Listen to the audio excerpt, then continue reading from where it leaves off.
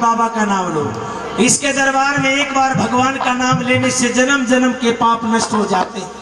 एक बार ताली बजाकर मेरे साथ बोलो, कोई भी मुख बाबा के नाम के बगैर ना रहे और कोई भी हाथ बाबा की प्रशंसा के बगैर ना रहे। एक बार ताली बजाकर मेरे साथ बोलो, जो बाबा का ध्यान लगा है, अरे जो बाबा का ध्यान लगा है, उसने बाबा शिखर चढ़ावे।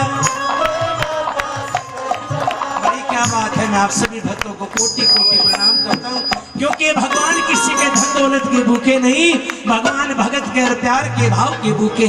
जो भाव से इसके दरबार में आता है वो बाबा की कृपा लेकर जाता है। एक बार ताली बजाकर बोलो, जो बाबा का ध्यान लगा है,